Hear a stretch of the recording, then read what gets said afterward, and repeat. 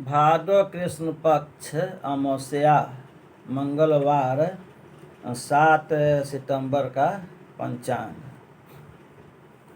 मंगलवार 7 सितंबर का पंचांग हो गया। 31 माने कि 12 घंटा 24 मिनट का आज दिन होगा। एक सूर्योदय से सूर्यास्त तक का समय दिन जो हुआ वो आपको 12 घंटा 24 मिनट का होगा। और अमावस्या तिथि का मान 1:28 पल यानी कि सुबह 6:23 पर अमावस्या तिथि आपको समाप्त हो जाएगा और 5:48 पर सूर्योदय है। तब 12 और 28 40 मिनट अमावस्या रहेगा। आज 40 मिनट अमावस्या रहेगा सूर्योदय काल से। और उसके बाद आपको परिवार तिथि रहेगा, माने कि अगला सूर्योदय काल 5:23 तक। अगला सूर्योदय तक 5:23 तक परिवार तिथि रहेगा। अर्थात माने कि आज परिवार तिथि का हान हो गया, क्योंकि आज सूर्योदय काल परिवार तिथि नहीं है और अगला सूर्योदय भी परिवार तिथि नहीं रहेगा। इसीलिए इसको हान कह दिए, लुप्त हो गया, विलुप्त हो गया, माने कि परिवार तिथि का मान नहीं है, हानि हो गया इसका। क्योंकि अगर इस सूर्योदय में रह गया अमावस्या और अगला सूर्योदय में हो जाएगा द्वितीय, इसीलिए परिवार तिथि हानि हो गया। और आज 3 चीज़ हानि हो रहा है। परिवार तिथि का भी हानि है, योग का भी हानि है, करण का भी हानि है। ये 3 चीज़ का हानि है। तो जब 3 चीज़ का हानि होता है तो बहुत बड़ा हानि होता है ना। जब 3 चीज़ हानि हुआ तो बहुत बड़ा हानि होता है। और मंगलवार भी अशुभ कार्य है और मंगलवार का अमावस्या भी अशुभ कार्य होता है। ये सब योग जो बन गए सब अशुभ कार्य योग हैं। और इस योग में जो बच्चा जन्म लेंगे वो भी अशुभ कार्य होंगे, वो भी हानि होंगे, अर्थात हानिकारक होंगे, विकलांग होंगे न, विचित्र तरह के होंगे। राक्षस भूत लोग का भी जन्म इसी में होता है न, राक्षसों भूत लोग का भी जन्म इसी में होता है, क्योंकि वो लोग भी विचित्र, विकलांग और दूसरे तरीका के होते हैं, है ना। तो इस तरह योग में सामान्य मनुष्य का जन्म इसमें नहीं होता है ना। सामान्य मनुष्य होते हुए भी वो बिल्कुल दयनीय स्थिति में, हीन स्थिति में होगा ना। ऐसा बच्चा पैदा न ले तो ही अच्छा है, या होगा तो फिर कुछ और बात होता है, तो वो सब बात कहना उचित नहीं है। यानी इतना मान के चलिए कि इस समय जो बच्चे जन्म लेंगे वो जो कुछ न कुछ उसमें अवश्य कुछ होगा। क्या क्या होगा न होगा और तो जिसके जन्म लेगा, जिसका होगा वो लोग समझे। यानी कि यदि ऑपरेशन करा करके यदि बाल बच्चा उत्पन्न करना हो तो कम से कम इतना समय को बचा लिया जाए, माने कि आज का समय बचा लिया जाए।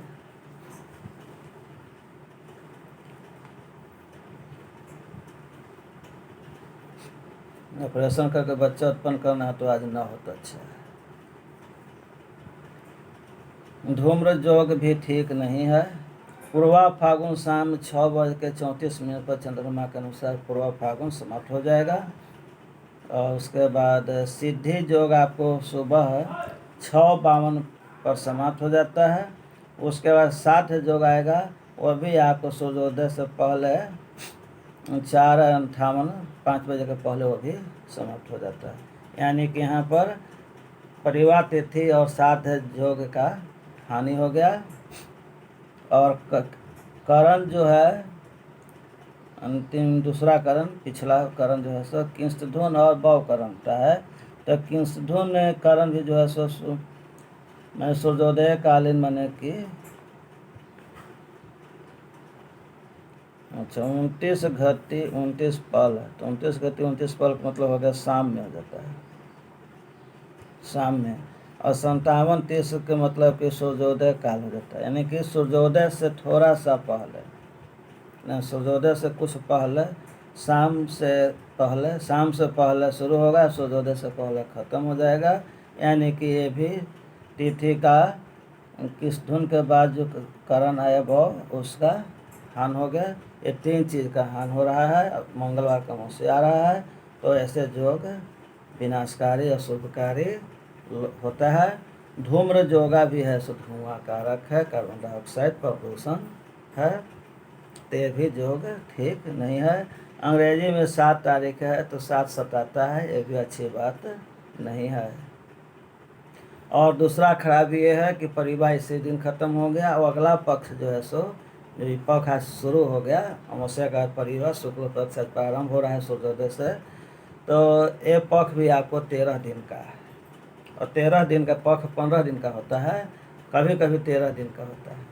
तो जब 13 दिन का होता है नहीं 2 तिथि, 15 में 2 को घट गया तो बहुत बड़ा नुकसान हो गया। माने परसेंटेज में लगा दीजिएगा तो 15 छक्का 90, माने 15% का नुकसान, एक बहुत भारी नुकसान इसको हम लोग मानते हैं। और 14 से हो गया फसली 16 तारीख 16, और सूर्य के अनुसार 21 हो गया 21, और राष्ट्रीय आपको 14 से हो गया 16। कन्या राशि का चंद्रमा आज आपको रात्रि 12:26 में 12:30 बजे के पहले आ जाएंगे। तो कन्या राशि का चंद्रमा आपको दक्षिण दिशा का होगा, इसलिए दक्षिण और पूर्व की यात्रा शुभकारी है और दिशा शुल भी नहीं है। लेकिन इस तरह के अशुभ योग बीत रहा हो तो अनावश्यक यात्रा करने से बचें। जिस दिन ज़्यादा अशुभ बीतता है उस दिन अनावश्यक यात्रा करने से बचें, यथासंभव घर पर रहने का प्रयास करें।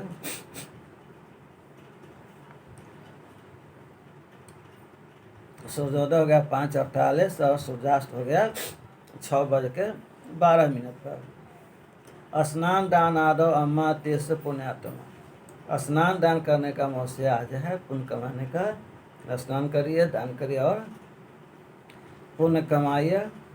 30 का मतलब होता है मौसम, 15 का मतलब पूर्णिमा होता है।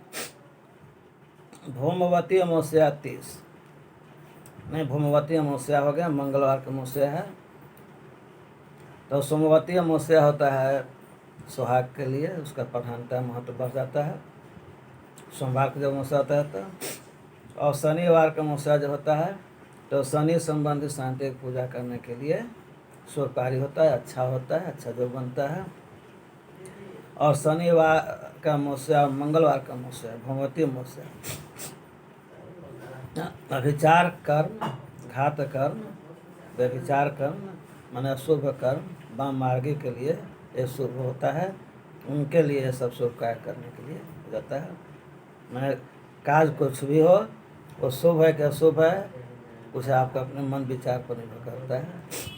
कुछ शुभ कार्य आपके लिए है तो दूसरे के लिए अशुभ होता है, और जो आपके लिए अशुभ है किसी दूसरे के लिए शुभ है। अनद्या प्रतिपादायाम महता मारभ्य शिवर्तम। माने आज परिवार है तो परिवार के लेकर के आज शिव व्रत हो गया। महावीर जन्म वाचन महावीर का जन्म हो गया। मायं च यदावारो भवेद भूमि तस्यैव गंगायाम यदि लभते। माने कि मंगलवार के जब अमावस्या हो तो गंगा स्नान का महत्व बढ़ जाता है। तो गंगा स्नान करें, सूर्यग्रहण में स्नान करने का, दान करने का फल प्राप्त होता है। और यदि गंगा स्नान करना संभव न हो तो जो भी नदी अच्छा शुभकारी धार्मिक नदी हैं, कुंड हैं, तालाब हैं, जो आपके लिए सुविधाजनक हो वहीं स्नान करें और यथासंभव दान भी करें। पितरन की पूजा करें। आज और कल दोनों दिन अमावस्या हो जाता है तो पितरन के लिए श्राद्ध है या अन्य प्रकार के जो पूजन होता है वो सब करना चाहिए।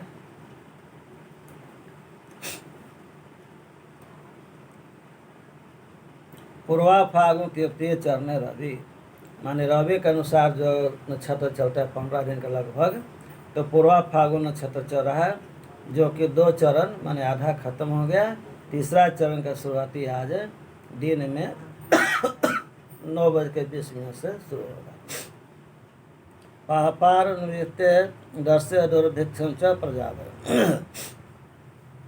कह रहे हैं यहाँ पर कि पापार निवृत्तम दर्श, यानी पाप बढ़ेगा और पाप का परिणाम का फल मिलने का समय आ गया है। अकाल होगा और प्रजा में भय होगा। प्रजा का मतलब जनता में भय होगा, माने कि कष्टकारी आगे होगा। तो कष्टकारी का प्रारंभ हो गया, 13 दिन का पक्ष भी होगा। और उधर भी अफगानिस्तान और तालिबान का झगड़ा चल रहा है जम करके। हो सकता है कि वही विस्तार रूप धारण करके ज़्यादा विस्तार हो जाए, या जो होगा प्रभु समझे ना। तो जो पंचांग है, जो ज्योतिष के आधार पर, जो अपने जानकारी के आधार पर हमको जो जानकारी है, ये सब के सहयोग से हमें जो उचित बुझाया हमने बतलाया। बाकी आगे क्या होगा और राम जाने। तो मेरा कार्यक्रम आपको जब अच्छा लगा होगा तो लाइक कर दीजिए, दोस्तों को दिखाने के लिए शेयर कीजिए। जो कुछ भी आपको पूछना हो या कुछ बतलाना चाहते हो तो कमेंट बॉक्स में करें, लिखें। यदि अब तक न जुड़े हैं तो सब्सक्राइब करके जुड़ जाइए। नीचे में लाल अक्षर से सब्सक्राइब लिखा हुआ है और उसका घंटी बजा दीजिए। यदि लाल अक्षर नहीं है, पहले से ही काला या कोई और हो सकता है, अभी तो काला ही चल रहा है, तो छोड़ दीजिए। अर्थात आप हमसे जुड़े हुए हैं, जुड़िएगा तो आपको बहुत कुछ ज्ञान प्राप्ति होगा। ज्योतिष संबंधी, जन्म कुंडली, ग्रह, नग्न नगीना, जाप, पूजा पाठ, भजन, आरती, कीर्तन, धार्मिक स्थल, बहुत सारा पशु पक्षी, जीव जंतु, प्राकृतिक, सब तरह का सीन आपको इसमें मिलेगा। जय हिंद, जय भारत।